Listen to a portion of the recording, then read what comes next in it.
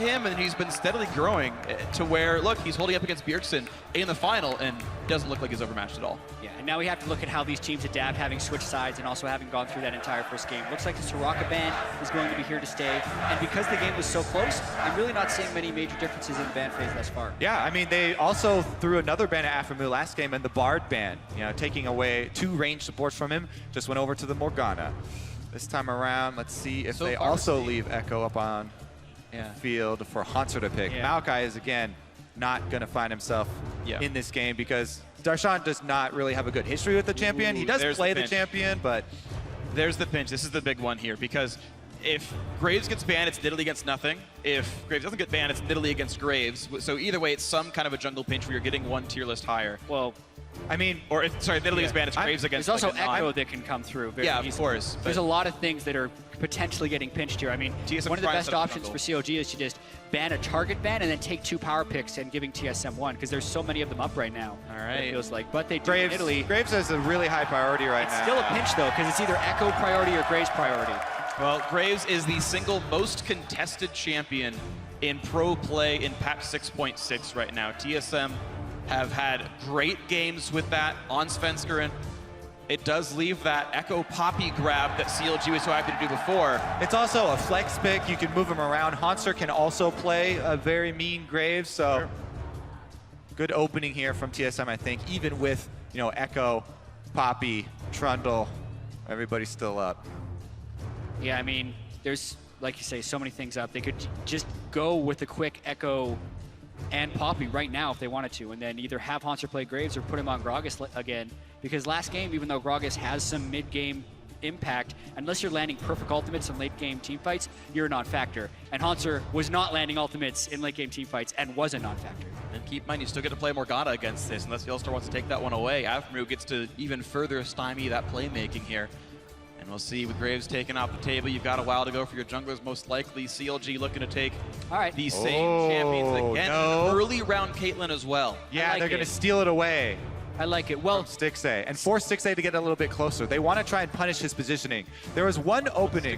Oh, excuse me. What are you talking about? They're preventing that strategy from TSM. Yeah. Caitlyn's been Stixxay's best champion, in my opinion, in the playoffs here. The 2 times he's played it, he has very good games. And they don't care if Doublelift plays Kalista based off of this, because in the late game team fights, they're confident in their ability to outrange and outplay. They got me too with the little ode to Doublelift there. Kalista hover, tricking him and tricking me. Saying, hey, Doublelift, you want to play Kalista again? Yeah, go for it. Go for it, bud. All right, well, Poppy does get grabbed away. I think no real big surprise that if that's left on the table, TSM going to snatch that up as quickly as they can. So most likely top lane Poppy and jungle Graves here for the TSM lineup. This time around, though, Alistar is the beloved support, even though Braum was up from last time. Insta-lock on the Morgana, and now Rek'Sai here for Smithy in the jungle, leaving mid lane for last, presumably, depending on where Echo goes. Yeah, so they do go with Rek'Sai, which is a bit of a comfort champion during the regular season for Xmithy, but I would almost expect them to run Elise with the rest of the poke that they have in this team comp.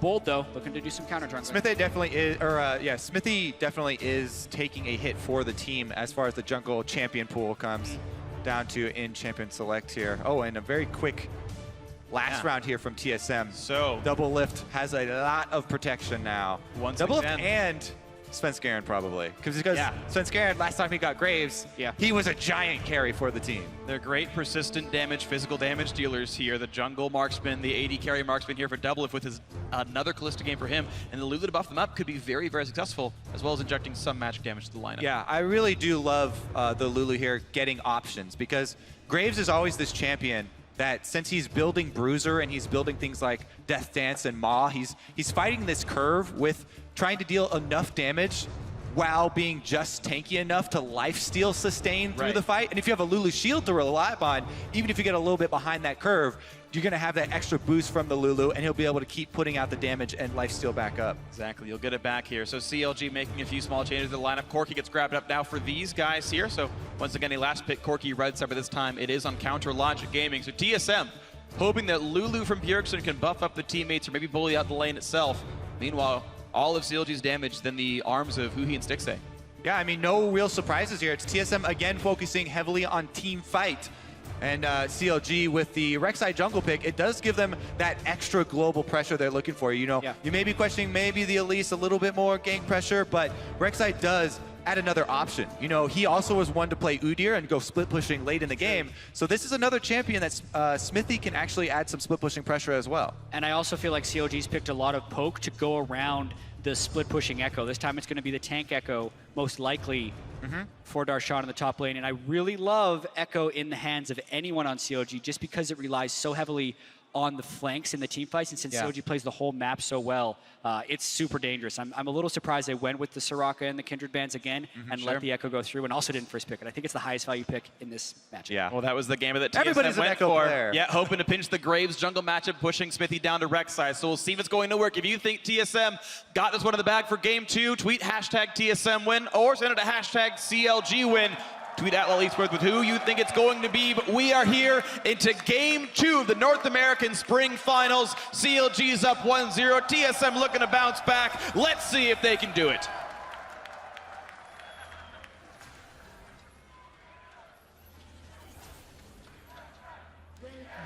Defensive spread this time from both teams.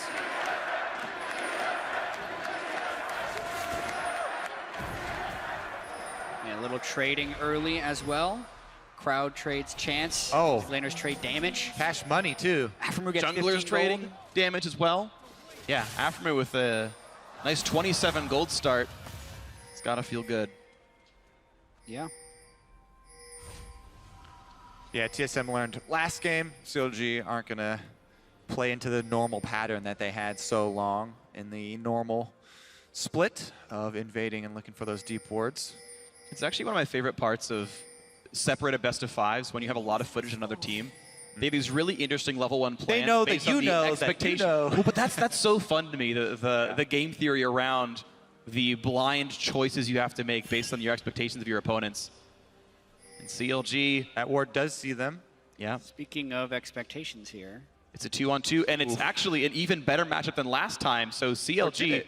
Oh, the ward did not see them. Just kidding. Ooh, I don't know if they saw TSM. The binding's going to miss as well, but yeah, this is a 2-on-2 that I do believe favors Counter Logic Gaming. So once again, they correctly get the matchup. By the champions, it would definitely favor them, but this would be the question of whether Doublelift and Yellowstar have developed a synergy to a point where they could take down Stixxay and Aphromoo, but Alistar against range support Morgana is tough. And Aphromoo likes to play this Morgana in lane extremely aggressively. You'll see him get bush control right off the bat and then look for these bindings, try and pressure Doublelift. He's always looking to pressure the AD carry. He will even go for the flash bindings point blank to try and ensure that it lands. And how this 2-on-2 got played is actually really crucial here. Because CLG, the waves are close enough in size that even though TSM's will die first and CLG's level 2 first, there's enough minions alive that you're seeing these cast minions getting denied right now off the screen that TSM don't have the ability to fight for. Yep, so Doublelift has to give up those CS. Yeah, he's still level 1, can't throw spear through there. A lot of those casters lived. He does get the melee though. Yeah. At the end of the day, TSM actually won't lose as much as you might have thought. But the advantage here, and the nice way you play a lane with Caitlyn is always build a big minion wave, force them to CS under turret while you pepper them with headshots. Yep. So Stixxay going to look for a lot of harass under turret, while Doublelift and Yellowstar probably going to focus on sustaining here and trying to last hit. Alistar, maybe he gets that level 2 heal. Doublelift did a spectacular job CSing under turret there. Like he missed one. And there were some tough ones to get in there when you're working around a Morgana harass as well as Caitlyn. Yeah, 11 of the first 12 CS where he got level 2 second, got pushed in. Really beautiful play by him. Yellowstar did learn the heal, so he's got to hit level 3 before Headbutt comes in, and that means you've got very little going from Yellowstar. Look at that. Already a CS lead for Doublelift. Really, really well played by him. Oh. Let's get that one as well. Yeah, Stixxay's dropping with you. Graves in the river right now, but Rek'Sai's in the area. Smithy could answer. Both junglers very healthy. Rek'Sai and Graves, two of the junglers that lose the least health. Wow. Kindred right up there with them as well. This CS right here, Doublelift's at 24 of 25 possible CS right now. In a losing matchup, he's dropped exactly 1 minion. Honestly, I just have to stress how good this is from Doublelift. I mean, Yellowstar, it is a duo lane, has been able to tank enough hits and give him some heals. That's true. I do have to criticize CLG a bit for not being able to harass him off more CS. And a nice trade right there on Afro. The first time he gets for the headbutt, Pulverize gets in on Afro, knocks him to half HP. There's a reason that Double Lift always talked about how heavily he focuses on winning lane. He's good at it. Yes, he is.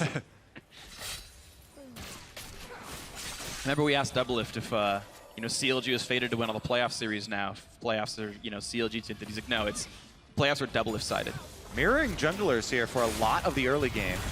Ooh, nice stun into Ronson. Now it's a flash wait. Chilling Smite is on. He's got nowhere to go, and it's going to be one more hit to do it. X50, the heal comes through, still gets the first blood, but now it's time for the trade kill. A knock by Defensker, and still gets the kill back up on this one. Now a one-on-one with the top laners fighting back and forth, and here comes the TP in. Lulu on the top side here. The flash Q, one more hit will do it, and Bjergsen with the flash E getting it 2-for-1 TSM. This time it's TSM that have the double teleport, and the teleport from mid lane ensures that Sven's able to get the second one as well. Bjergsen coming in, and he's going to get some cash for that. And this early skirmish was so close. CLG did have the lead on the start of the play because Svenskeren was killing Scuttlecrab, but then Haunter gets away with the sliver, and look at all the damage and time Svenskeren has to start killing Xsmithy. Then he plays the rest of this fight quite well. He has the teleport coming in. I would expect him to run up, but he ends up running down because he could dodge the parallel convergence. He's the one who has the Scuttlecrab speed, so Darshan knows he can't run away across it, and they get that kill to make it a 2-for-1. Yeah. Now, Huhi during that was able to die minion wave, but here comes another teleport. The flank TV for Hanser. Boy. Flash Pulverize Afro, who now flashes the wave, and now Caitlyn's stuck on the wrong side of this fight, so we'll see if it's Minions. one or It's a two CS. kills. Gets to the CS, can't get very much. 300 gold for Double Lift. He actually autoed the wrong range minion there. He didn't get the last CS either. Miss one. At least Aframu lives, but it's a 3-kill start for TSM. Yeah, that teleport, though, from Haunter is a monstrous sacrifice as far as laning potential. He didn't pick up the kill in the top lane on either one of them, and Darshan used to teleport to get back in lane. So that's why he knew the teleport couldn't be mashed, but that also means he's going to fall well behind in CS. That's 2 to 3 waves dying to his turret in the top lane. Yeah, Darshan should crush this 1v1 now. Yeah, which I think is actually more valuable than the kill on a double lift early. Ooh, they were prepping for that dive, CLG here, but Haunter dives under the turret, and they cancel the plan. Yeah, it's still going to be a 10-minion lead, which doesn't suck at all for Darshan. So the end point here is a 700 to 600 gold lead for TSM, who should be up 900 gold via kills. So you can't feel too bad for that. Yeah, both of the teleports did cost them minion waves. Yes, there were of course. 2 top that Haunter lost, but Bjergsen also lost one as Huhi shoved in. It's just quantifying the cost of the TPs. Yeah. It's, of course, still a lead for TSM. You can't really hate on that one. Boy. You're seeing it tempered a little. He sees Svenskeren. Level 5 Graves. Level Ring around the rose. Oh my God. That's funny. Well, he was spotted by the ward anyway. Otherwise, it would have been a really sneaky play, and he could double back for a gank. It's really hard to sneak up on Rek'Sai because Tremor Sense. Right. Yeah, well, Rek'Sai got spotted by the ward, unfortunately. And either way, CLG down on items in both top lane and jungle. You see Ruby Crystal Spectre's Cowl and Longsword versus Not.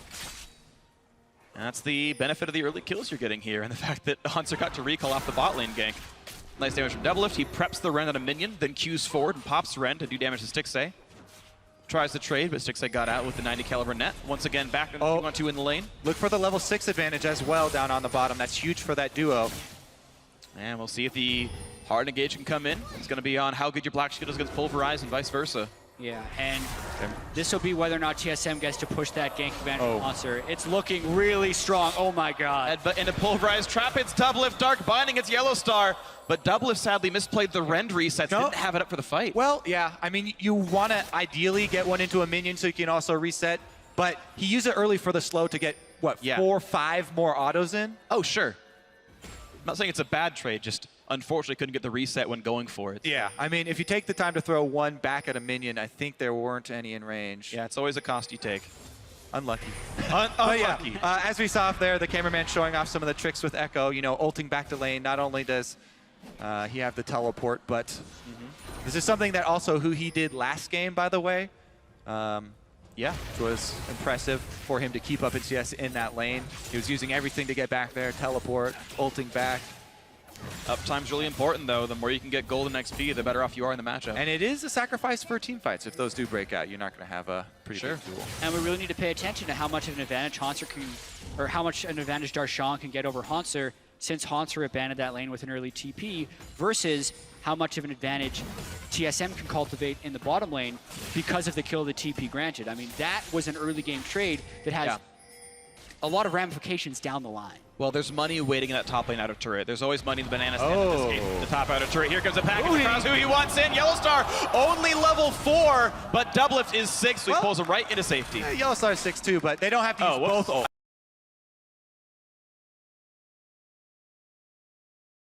Go all in on that, but they didn't want to. Doublelift could have flashed the wall, but that would have been a little bit aggro.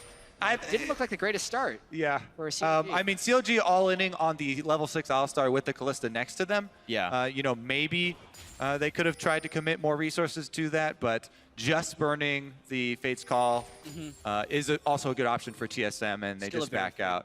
Yeah, I mean, Svenskeren actually really wanted to go make a purchase with Graves. Yeah. Had a lot of gold, and now he's got Challenging Smite, fully completed Warriors here, feeling much more confident, whereas Smithy has gone that Sightstone. We talked about him being a team-focused jungler. He's looking for the vision. He's using not only the Tremor Sense, but also the Sightstone wards to try and keep track of Svenskeren early on. Yeah. And keep in mind, he rushed boots too as well, so he's got more movement speed as well as more tank stats to be a big frontliner, so he's getting around the map as well. That is true, but something, and one of the reasons why, if we talk about the greater meta, why damage and carry junglers are so big right now, is because those junglers initially build into damage, which increases their gold generation, increases your clear speed. Rek'Sai with going Sightstone and Ninja Tabi, Svenskaren's going to have a very quick. Optional binding without Yellowstar there. No mana for the Caitlyn ultimate, though. He just took over 100 right now, but was nearly in range of popping that. He probably still could, honestly, walk forward. Yeah, press I mean, R. you could get the heal out for it. That's worth it. Yeah. I would totally take that. And there we go, actually. The money didn't even require CLG to show up at the duo lane. Darshan wears down the top lane outer turret and brings the gold back to equal. That was a really interesting play there. I mean, Doublelift was playing with such confidence. I feel like he was also really proving himself in the first 10 minutes of this game. CLG picks Caitlyn early, Doublelift counters with Kalista, then he still smashes the lane. But he didn't have a support there, and he thought he was going to be able to punish it and made a mistake. It's a psychological game, right? It's one of the really cool components, you know, that League shares with poker, I guess. Yeah. And Doublelift, Rainover was talking about the MVP, you know, using that confidence to change the play of your opponents. Svenskeren here and Smithy trading blows. Whoa, early ulti used by Bjergsen to try to keep Svenskeren inside the fight, hoping for the knockup on Rek'Sai. Can't quite get it though, and now the re-engaged knockup onto Svenskeren. Corki's in the fight as well. Has to dodge away from the rockets. Somebody he'll burn. The shot's coming around. Whoa! Flash bind from Alpha forces the flash out from Bjergsen. TSM retreat. Good there from Svenskeren using the ult to get over the wall, then still had flashes, both him and Bjergsen, but Aphromu's roam definitely taking its toll there. Bunch of flashes blown. Both junglers are going to want to keep track of these, by the way. Since we have standard lanes here, a lot of the playmaking is up to them. TSM also do have the teleport advantage now, have to remember. And I think it was also really bold of Xmithy to take that fight. He's the Sightstone Rek'Sai versus the Challenging Smite Warrior Graves, and they were just able to go toe-to-toe.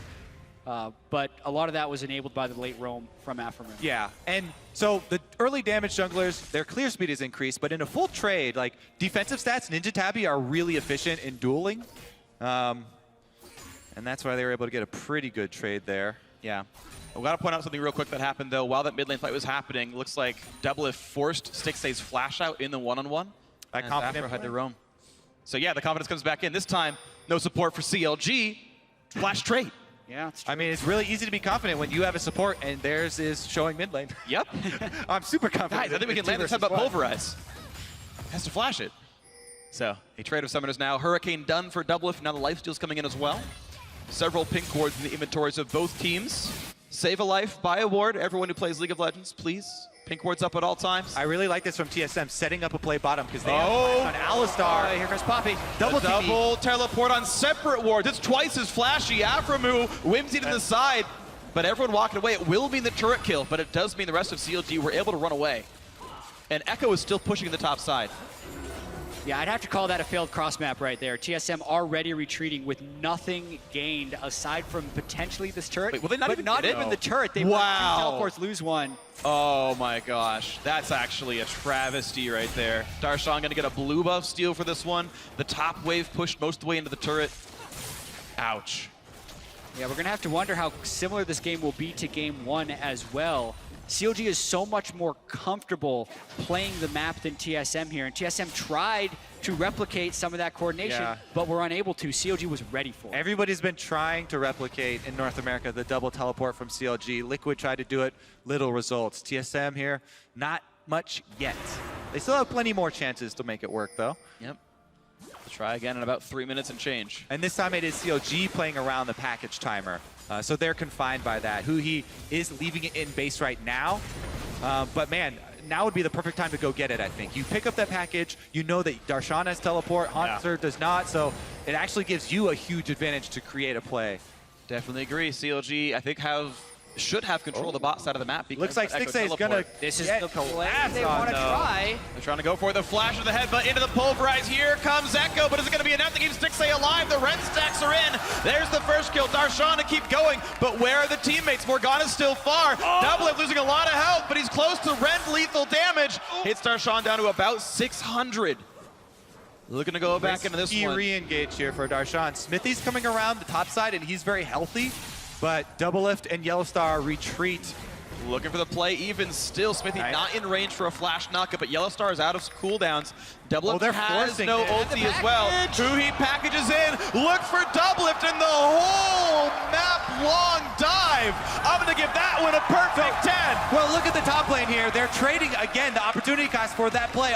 Everybody down bottom is going to be this top side turret. Stixxay is going to come in and try and clean it up. But can CLG even get the outer turret on bottom side? I think they're going to leave Darshan for the local gold there. I think they can. It's going to be blow for blow, but I do say TSM has a slight edge on this, and it's a very bold play they make. Binding in turret range. Smithy looking for a bit of the knockup. Yeah, he's going to be able to walk back from this one without too much trouble now. That was tight, though. Yeah.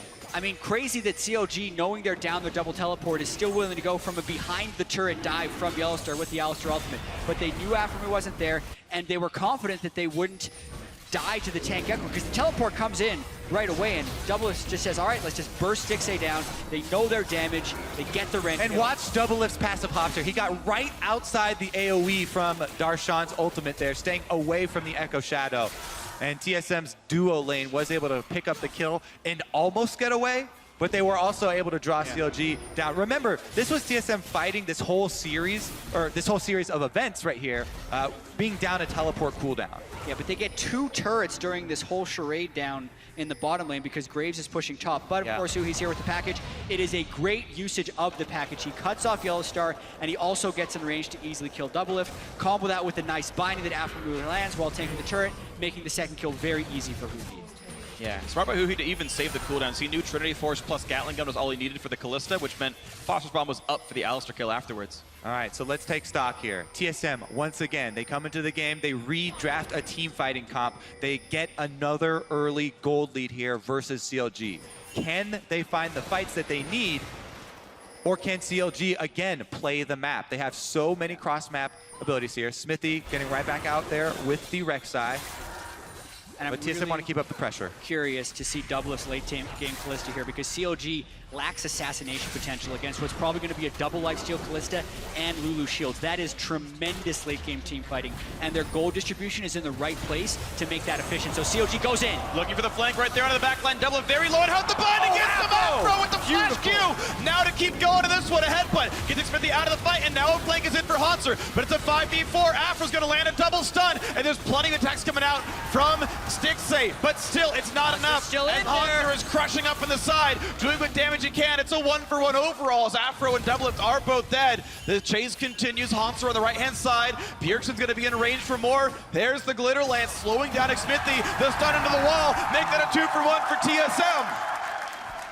One marksman goes down, sending the backup. Svenskeren still Graves, and they still have a lot of damage in that team fight that was very aggressively initiated by CLG. So really close game, but that ends with an even larger lead for TSM. And look at this, CLG used all their flashes on Afremu and Smithy, the 2 initiation flashes there to get Doublelift down. But as you said, Svenskeren once again on Graves, another AD carry threat.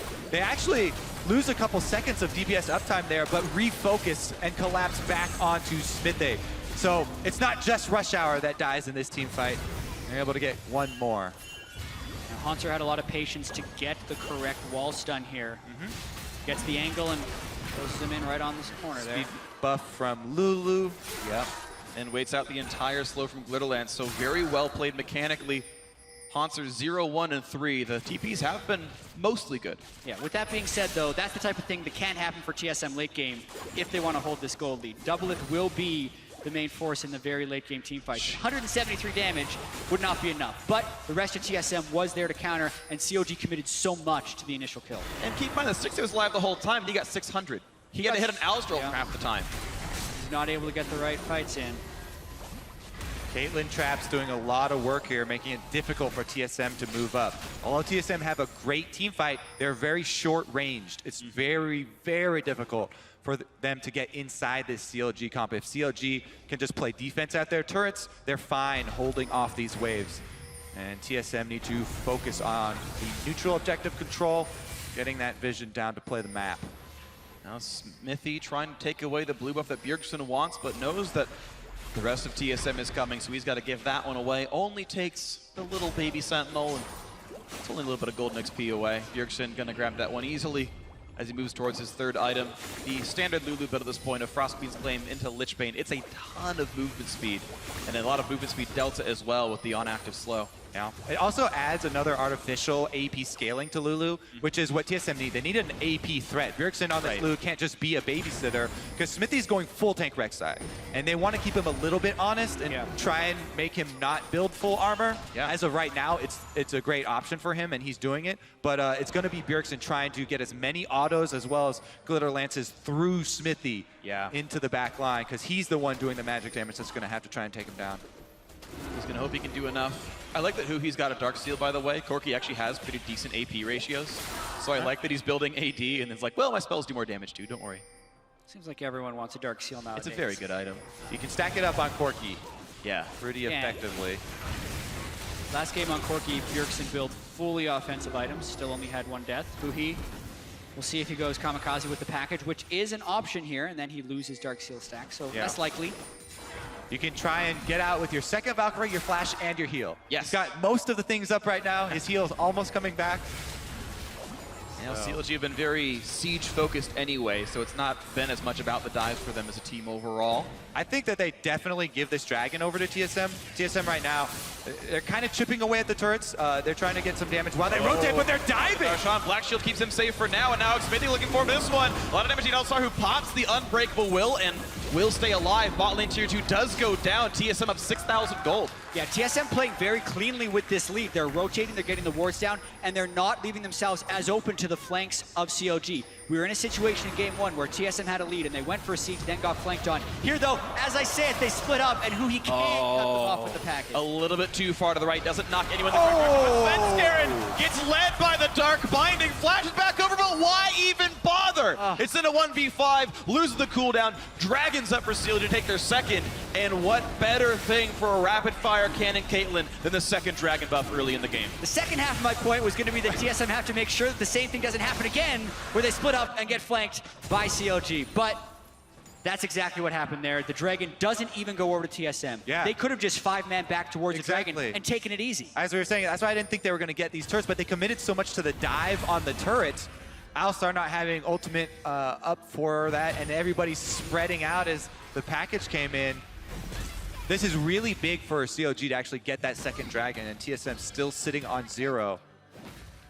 And definitely a concern as we crest into the mid game. That 6% ability power and attack damage actually quite relevant as far as combat stats go. It'll be worth a couple thousand gold that you won't see in the scoreboard normally.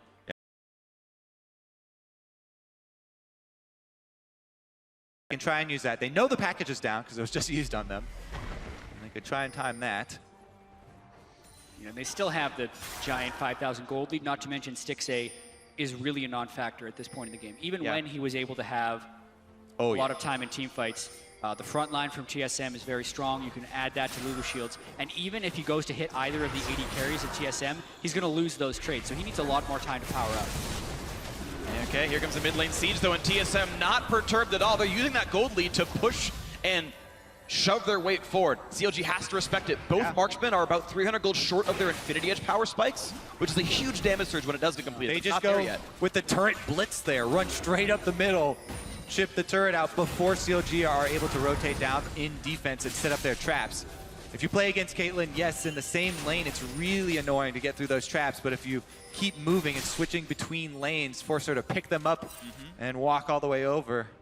Yeah, she has to set up for about Small openings. 10-15 seconds, depending on what rank the ability is.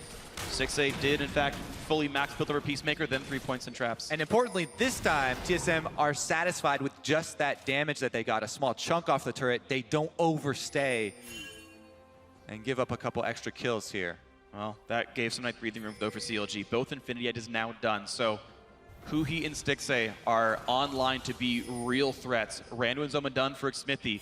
Even though we're seeing Bjergsen build what ability power he can, you have a heavy armor tank in both the top lane and the jungle. No one's getting MR yet in a meaningful way on CLG.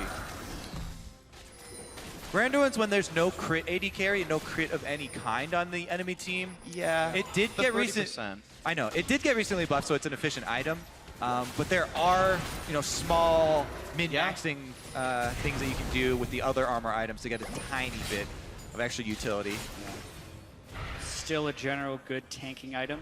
It looks like TSM's going to continue with this group siege strategy. It's going to kind of be on CLG to stall this one out and wait for their opportunity. It's something they're very comfortable doing, but this is a larger deficit than they faced at any point during the first game. Well, then CLG has to claw their way back into this one if they want to keep the series with a CLG lead. Solomid looking to tie this one up 1-1 if they can keep this going. Honestly, has looked good so far in the game, and the double TP should give them a mid-game rotational lead as well as he press 26 minutes. What TSM really want is a fully engaged team fight. They need a full commitment from CLG into a team fight somehow to spark that.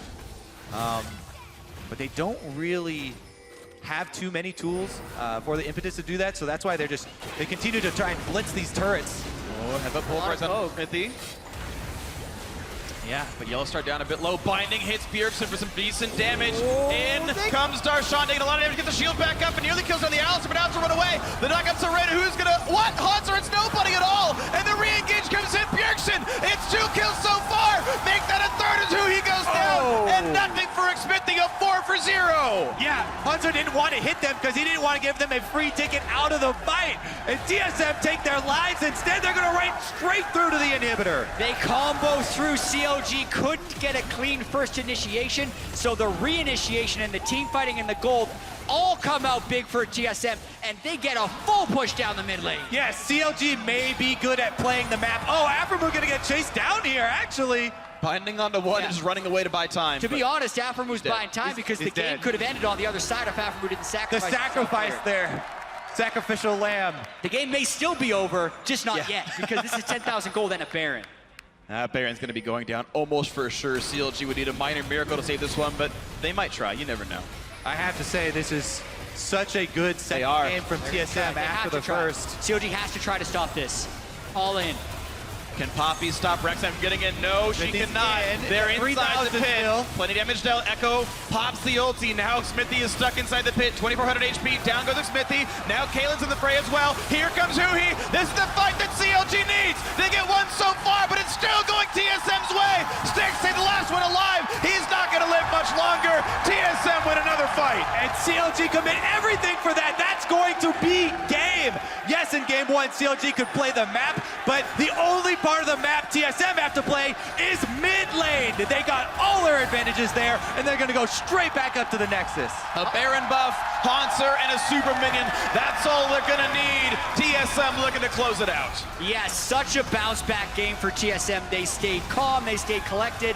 They stayed with their mid strategy. The whole game, they were just up and down that mid lane. CLG could not split push, could not team fight. TSM takes it to 1-1. The individual plays triumph. Another great game from Bjergsen and the rest of TSM. Another early game lead, this time capitalized. CLG had no more miracle flanks. TSM had solid team fighting, a great game plan, and they got a big enough gold lead to just run straight up mid lane and force through the turrets. They kept blitzing those turrets, chunking it down, and then forcing the initiation, the dive with Alistar. And Yellow Star as the point man, tanking the turret for them. Yeah, I also think because some of the early team fights went TSM's way, Darshan was never able to get pressure in the split push, so Hanser could always just match, which meant CLG was really just left with options of trying to counter the siege in the mid lane or force the team fights, and they weren't able to do that. So it was very clean there by TSM, aside from that one little slip up towards the Dragon.